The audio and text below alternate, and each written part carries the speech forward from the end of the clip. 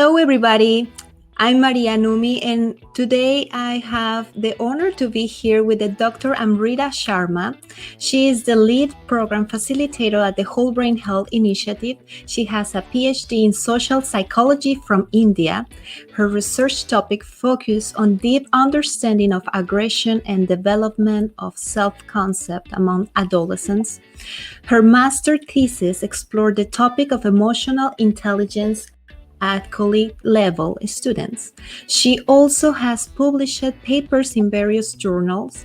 She did a research assistantship at Stanford University on emotional regulation in children with autism. She also supervises and writes for the Whole Brain Health blog.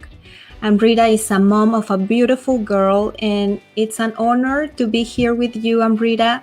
Please welcome to this part of the Fibro Warriors community. And please, Amrita, tell us more about yourself. What did you enjoy the most activity during this quarantine? And welcome. Thank you. It's been a pleasure to be here. And it's freshness also from the daily routine that the COVID has put on us. Initially, when the corona started, I was a little happy because the life was a little less chaotic. Otherwise, it's school run, office run, and going here and there. But then that started to wear down a bit, and then the boringness of the daily thing started. I really enjoyed cooking. I was baking, cooking, and doing stuff. I was like, I'm just exploring a different part of me. But then slowly I was doing so much cooking, breakfast, lunch, dinner, because I got into thing like I need to prepare fresh stuff. I should not eat any frozen things, more focus on the health. But then I realized, oh my God, that's so much work. I know. But I've been trying to focus more on my health, trying to be more regular with the meditation. It's been always difficult for me to meditate. My mind keeps wandering, but I'm trying really hard to just get that into routine, because I know once it gets into routine, it will be more easy to follow. Okay, thank you so much for sharing. And today we're going to talk about the interesting topic that everybody, I think that in the earth we have that experience. So we're going to talk about stress. Amrita, tell us please, what is stress? Stress is very subjective thing, we all go through stress, and still we all experience in a very different way. Something that could be very stressful for me, for you it will be like, what is there to worry about? It's just, I can do it like that. So we have to understand it's very subjective, and that is why there have been points when it has been difficult to define also, but defining anything, it does helps a lot. It was in early 1936 when Hans Sally, he described it. He specifically said that it's a very non-specific response of our body to any change or adjustment that is required on our part. And it's very important to focus on the non-specific term that he used, because when we undergo stress, there is nothing like you are undergoing stress, so you will go through point 1, you will feel point 1, you'll feel point 2, point 3. No, it's not like that. I may feel something different, and you may feel something different for the same thing that is happening in our life. So that is, we respond, any changes that are happening around, and it's very challenging for us. Our body will react to that it will react physically, emotionally, psychologically to that changes. So it's our reaction of our body to anything that is happening around us that requires demand on us to do. Okay, thank you. And what about the signals of chronic stress? So one thing we have to notice is that there isn't what signals we have when we are stressful. When they increase in intensity and they continue for a prolonged period of time, all those symptoms and signs will be the signs of chronic stress. Mm-hmm. So some of the signs which we can feel physically is like when we are very stressful, we may have sweaty hands, we may sweat a lot, we have muscle tension in our back, in our shoulders, in our Yeah. when we are stressed, we kind of get tighten up, and we feel that around this area of our body, it's very tight enough. If we do stretching and stuff, we'll realize, oh my god, I didn't realize it was so tight, and then you feel, oh, it's so much painful. There are sore points on our body. Then we also see we clench our teeth and jaws. We don't realize that also, but when we are just something happens and we are very stressful and we be like this, and if you go into a class and you're asked to relax your face, and then you feel like, oh, I was just this thing, I was clenching it so hard. Then some people may also feel palpitation, chest pain, and headaches, and sometimes migraines. The flare up of migraines, they are also because of people undergoing stress. Some people, because of the stress, they may indulge into overeating, or some people may just completely give up food. For some, just to get rid of that stress, some people may actually start drinking alcohol or getting into drugs. Having a little bit of alcohol is perfectly okay. We all have that, but we realize that when we are under stress, that one glass of wine will change into 5, 6, 7, and we don't really realize it, and you just get into habit of that. So that also affects, and it all affects our mood. We become very anxious whenever we are, or some people may have depression over their sadness and gloominess happens, and people become quiet and withdrawn from other people. So we all feel that when we are stressed, but if that continues for a long time, then those all become a sign of chronic stress. Okay, thank you. Do we need stress in our daily life? Does it have any benefit for us? Absolutely. Stress is not something that's really bad. Like stress kills you is an overestimation of the word stress, because stress does have a lot of benefits on our daily life also. Because like when you have to move to a new place, you have moving to a new home, you know, then with that also stress comes, because you have to pack stuff and do, but you're also at the same time excited about doing that. And that stress, what happens is, there are two aspects to the stress: the physical aspect and the psychological. So during the physical component, what happens is, when we are under stress, our sympathetic nervous system, it becomes activated. So when it becomes activated, it releases the hormones epinephrine, and our body get into fight or flight. So if you are in a danger and you feel stress, your processing speed becomes really quick, and that helps you to run away from there, or to master out a plan very quickly what you have to do. Like if I just simply ask you, if you encounter a lion, what will happen? Here you just think, okay, I may do this, I may do that. But when you are exactly in front of an animal, a bear, then your body undergoes stress, and all the systems start working, and you're very quick. The reaction time to that thing is very quick. Yeah, to survive. Yeah, Survive, move. Yeah. it's the pumping up of the heart increases, our breathing increase, and our muscles become really active for that time. So it does help to so our memory increases for that small duration, our processing speed increases.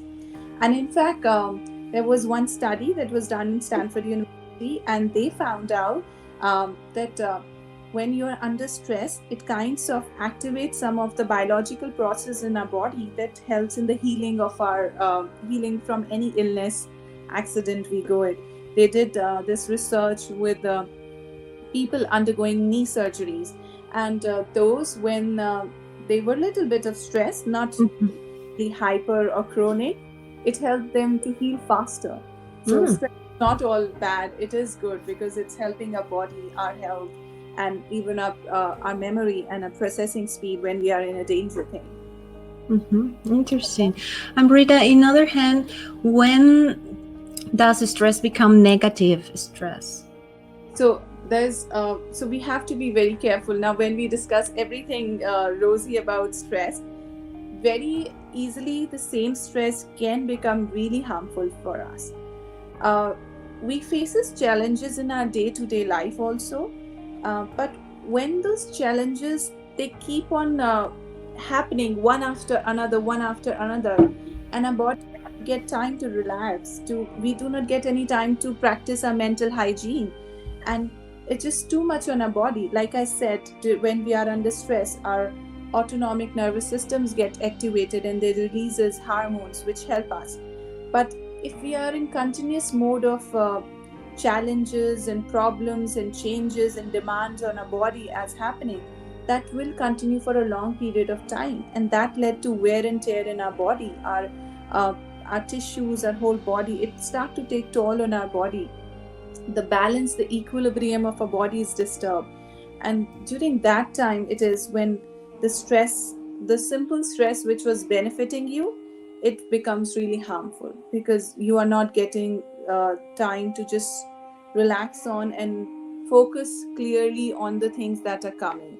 And because of that, your body starts getting really weak, and you may indulge into uh, habits like overeating, alcohol, drug use. Or because of that, when you have too much, like for a small duration, when you're stressed, you may have the muscle tighten up.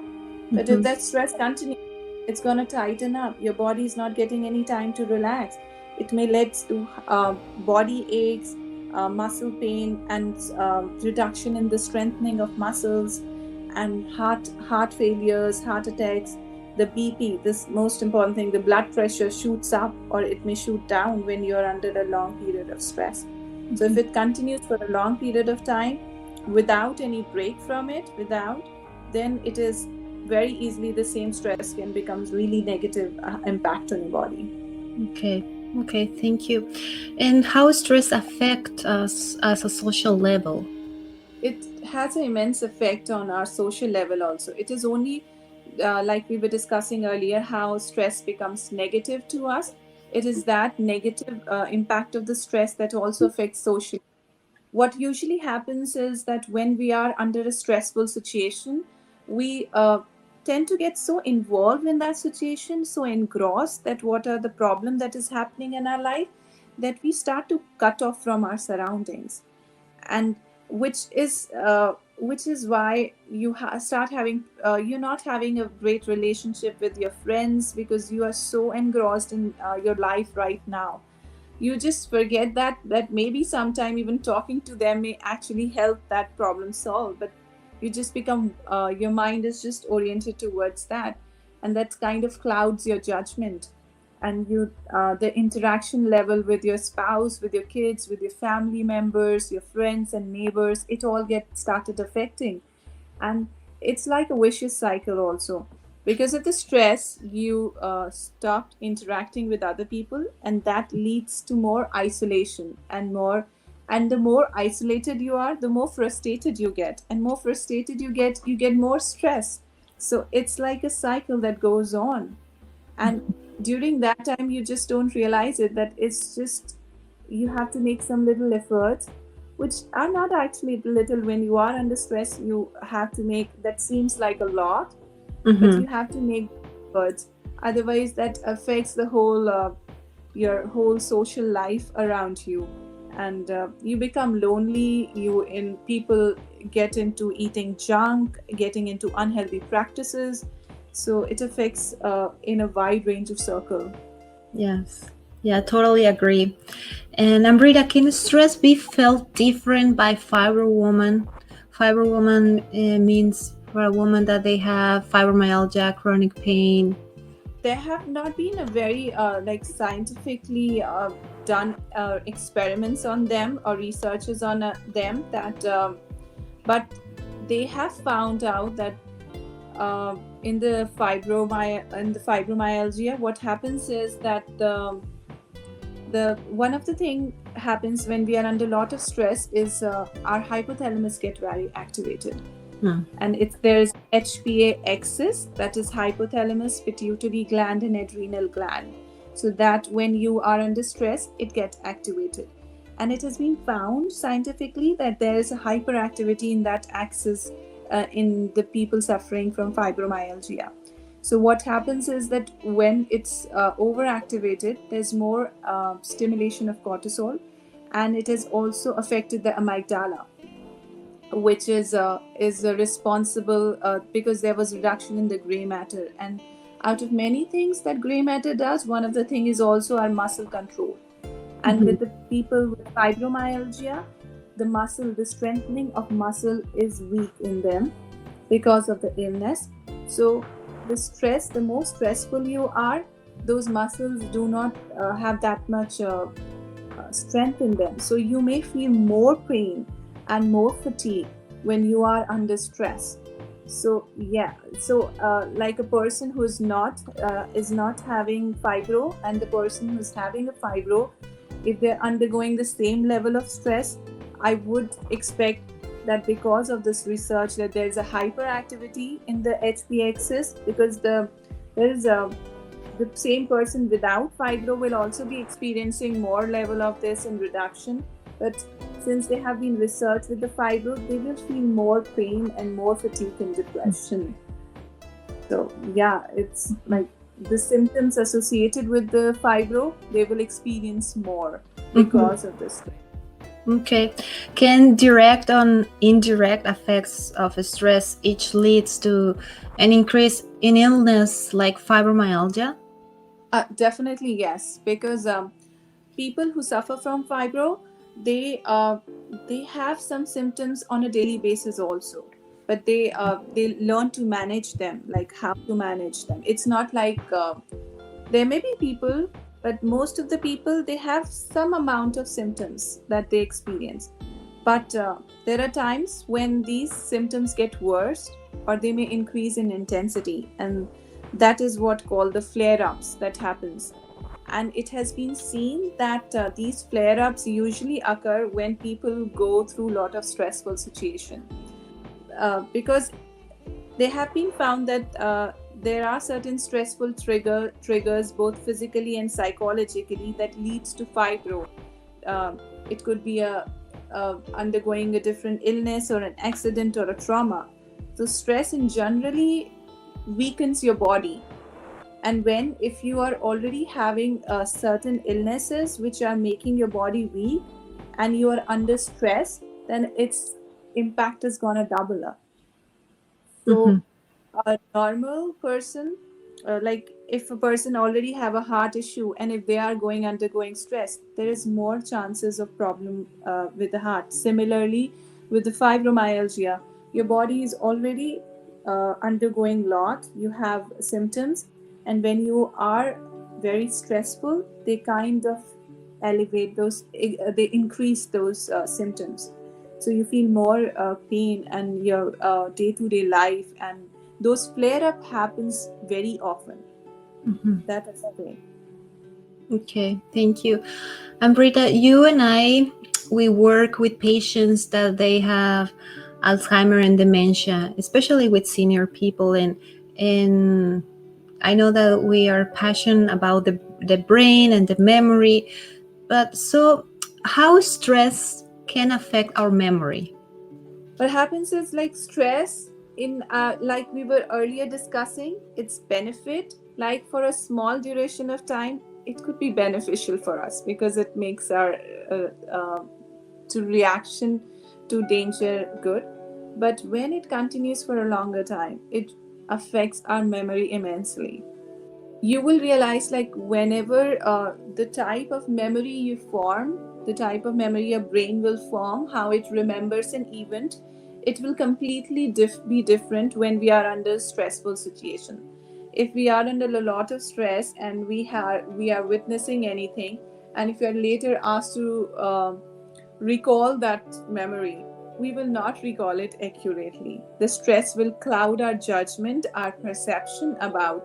And that is the reason, like in any crime situation, the testimony of an eyewitness is not given much worth, because that point of time you're in a lot of stress, and that stress will cloud your memory. It's not gonna be like a very, if I'm just observing right now, I'm in a good position, so later on if you ask me, like, what was it, I would tell, okay, we were talking about this, we were wearing this, there was this background. But at the same time, if I'm very much stressful, I will not recall it. I will more recall it from a perception about, oh, I was so scared. I couldn't, maybe that was a blue behind her, or maybe sky blue or light blue. I don't recall that. So it clouds our judgment. Yeah, And and also, yeah, sorry. Go ahead. yeah, no, go ahead, go ahead. No, I just came to my mind like even me in this time of quarantine, that we can have experience of different levels of stress, and happen to me like I was telling my husband like, yeah, let's go there to your friend, and well, my friend, I forgot his name, and he's like, we're talking about, you don't know the name of my friend? That it was like, yeah, even family members, or some quick details to mention some objects, something that can happen when you are in this atmosphere of stress. That's true. We have this habit of watching the nightly news daily so that we are aware of what is happening around. And I've usually seen, because I have a daughter, and while whatever I'm doing, she's always asking me questions. And now it has become just a part of me. I can do my thing, and I can also ask her, I can also answer her questions. But whenever I'm seeing these news, and when those numbers come up and new hotspots they are talking about, and they show like a large group of gathering people doing it, and she has a habit of always asking me something. And when she asked me at that point of time, but I'm so anxious and stressful, like when will this get over, when will the normal come back?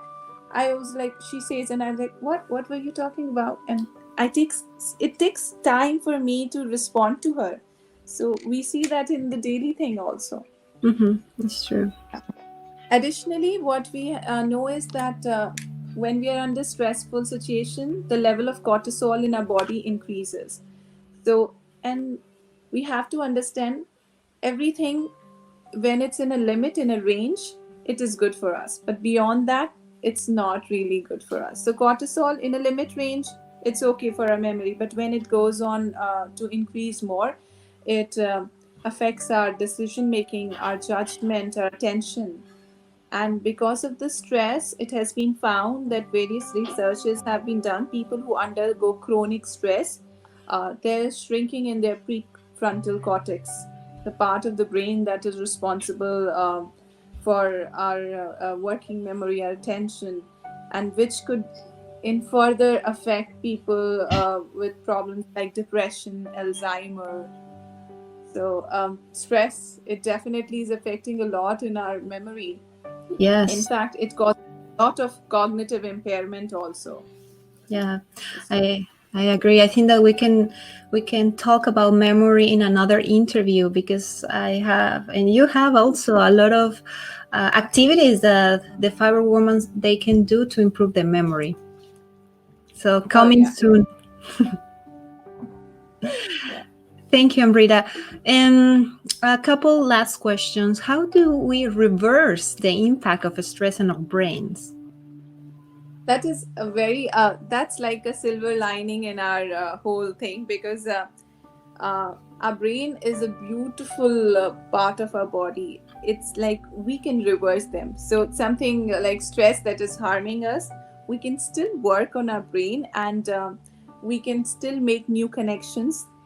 That is the beauty of our brain. It's like those Legos thing the kids play with. Like if they break, like whenever my kid is making and something break, I always tell it, this is the beauty. If even if it's break, you can repair it. It's not like any other toy that once gone, it's Yeah, gone. at the end. So yeah. So it's with the brain also. We, if we work a little more and we focus more, we can repair the brain, and we can those changes that are happening are not permanent. And one of the things that really is helpful is exercising.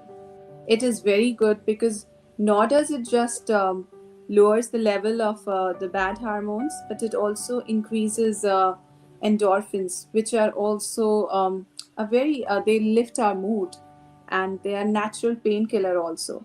So even when in the cases like fibromyalgia, what happens is because we feel a lot of pain, we feel a lot of the muscles are not that strengthening, and the doctor may prescribe medication so that the symptoms subside.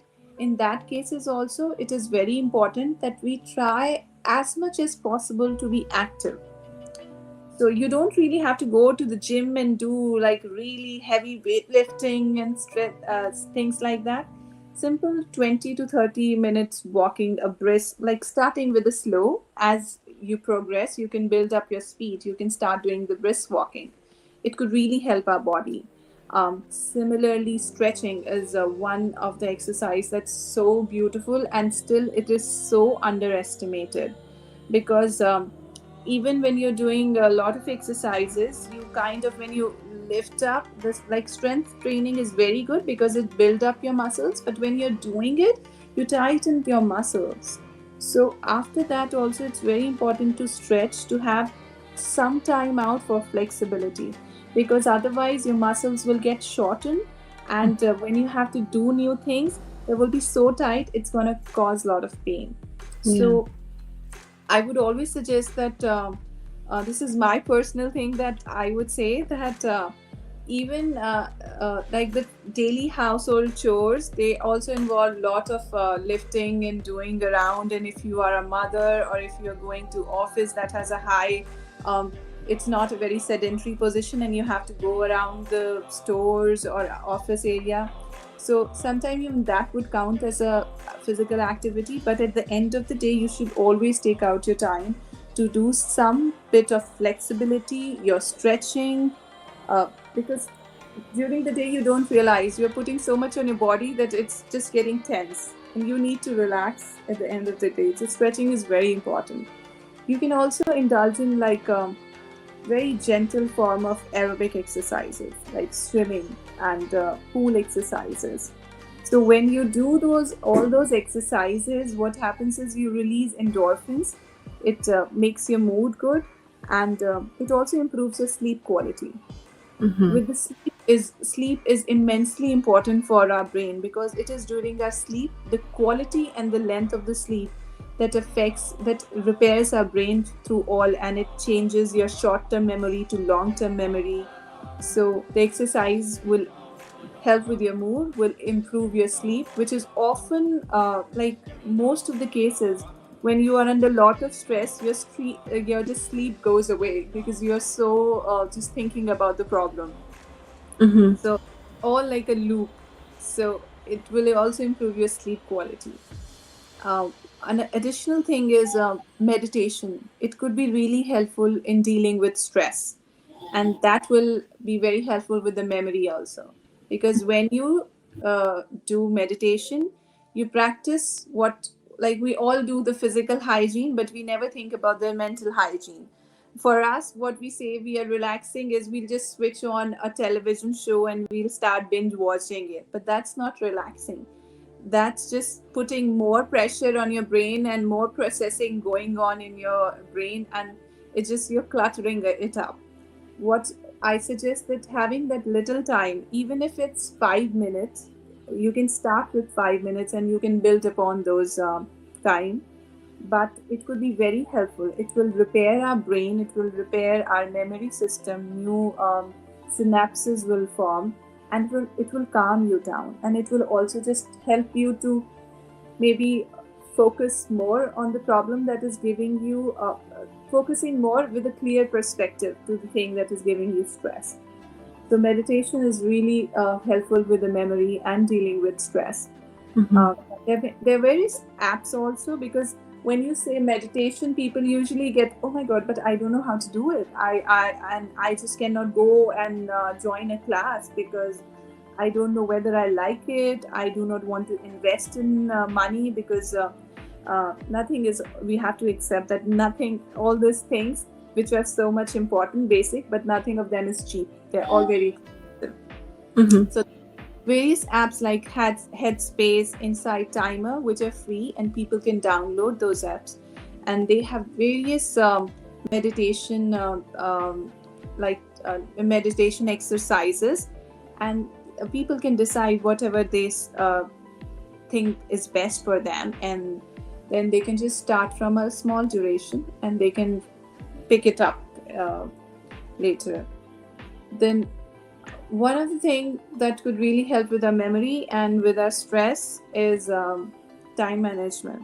It is very important because sometimes we just we have to take out some time to chalk out our priorities, because when we wake up and if we do not have any plan for the day, what happens is we just go around doing whatever you see first, and at the end of the day you realize the thing that were on priority, you were not able to focus on that. So it just burns out your brain completely, like, oh my god, now I have to do when is the time, when will I do it? And it just builds up more stress on you, and which is going to affect the memory even more. So setting out those priorities is very important. And when we manage our time that way, we could also like take out days where in those days we could just go with the flow of the day, because we have already done our prioritized things and we know that these things can wait. So we can take out those days where we can just focus on ourselves and not just going with the crisis management thing, because we planned out more, so we have time just for us also. Similarly, like intake of alcohol, caffeine, we may think that it's helping our memory because it's just boosting up and making us react, but in the long term of time, it's not really beneficial for us. It's just is leading to a more impairment of our memory, our brain, and creating more stress in our life. So reducing this, I will not say that they're completely not good for us, because there has been a lot of benefits of caffeine. And so it is okay to have like a cup or two, but reducing the intake will definitely be helpful in long run. So yeah. Yes, definitely. I will share in the description for all the Fibro Warriors that are listening this interview. In the description of this video, I'm going to share the apps that Amrita just mentioned, like Insight Timer, Headspace. I use Sleep Cycle and Sleep Time as well. And I don't know if you have another that comes to your mind right now, like a resource that we can share with them. Yes, like we can with the sleep thing, which is so important for our memory, we have to maintain a proper sleep routine, like maintaining sleep routine, and sometime listening to a little bit of calming music. It helps us. The temperature in your room, that helps with the sleep, because a sound sleep is very important, and sleep is something that is very quickly affected by anything that is happening in our life. If we are going through any illness, if we are having stress, then it is something that's very impactful. So if we have some same routine for the sleep, like a cup of chamomile tea for relaxing or listening to some music, it's the researchers have shown that not a pleasant temperature in the room, a little on a cooler side, helps more better with the sleep. So yes, doing all those things can also help us a lot. Yes, definitely. For example, I want to share for the Fibro women that right now, in this middle of the quarantine, one of the exercises that I'm doing at home is my virtual flexibility class. I do 25 minutes every day, Monday until Friday. And also I'm tracking my steps daily. Like I know for sure that if I walk 10,000 steps or more, definitely I'm going to have no nightmares. Like definitely I'm going to sleep super good. If I'm like around 5,000 steps, probably I'm going to rest well, but my body feels like I need to do more movement. So I'm glad that you shared that movement is really important to activate your body, and also meditate, to find a place, a moment for yourself, because I know that we can do a lot of chores as well. That can count like, we are moving, but also our mind needs to calm down, right? So feel free to write the comments below this video and share with us what are you doing to to fight with the stress. And I don't know, Amrita, if you want to share what kind of exercise, in addition that you already mentioned, are the best for fighting the stress. What I really like to do is just with the stress, I not just the exercises, but during these time, I really like to have some time for myself. I usually prefer it at the end of the day, because the whole day is because nowadays everybody at home, and there are more like there are demands from every side, and we are putting demands on each other, and in that we're just not getting time for ourselves. And so for this stress, and I do get stressful, so for me, that one thing that I try to get is like early morning, before, when nobody has woke up, I try to just wake up little earlier than everybody else in the house, and I just like to have that time for myself. And I may just have my tea in silence, or I may just go down the garden area of the apartment buildings and then just be by myself, or just look at my house plants. And also, I try to get something in the night. So getting some time for myself is very important. And I also try to make a point to have like a 20-30 minutes of exercise. Earlier, my goal was to just do exercises for reducing, like I had a goal of this much weight and that. But now it's more about just being with myself, able to focus more clearly, and getting my body moving. So, going on simple walks, taking out some time for yourself. You could read a book, something that you enjoy, and just being meditate during that time, or sit just quietly with yourself, with nobody coming and going and asking you, or you having a calendar in front of you that we have to do this. Just taking in what is happening the moment you are in, just focusing on that. It has been very helpful with me. And the days when I'm not able to do it, I feel restless. I don't have a really a nice day. So I try to have that. Yes, it's true. Well, Amrita, thank you so much for your time. I don't know if you want to add any additional comment to this wonderful interview. Oh, I really had such a nice time discussing with you. It was so much refreshing. Beside that, I also work with the Whole Brain Health Initiative, and we have some really amazing products over there that could really helpful for our brain and for our stress. And we also write about a lot of things in there and do the health coaching. So I would like them to, if anyone is interested, to go check out our website. Perfect. Yeah. Click here in the link to see the Whole Brain Health Initiative, the blog. So has a interesting articles that Amrita is writing. So thank you so much again, Amrita. You have been very generous in sharing all this knowledge and experience that I'm sure that many of the Fibro Romans will appreciate. And thank you very much for your time, your words, and for this moment that you have shared. So special, and a big hug for you. Thank you so much. A virtual hug for you and all the fibro women out there. Thank you. Bye-bye. Bye. Have a nice day.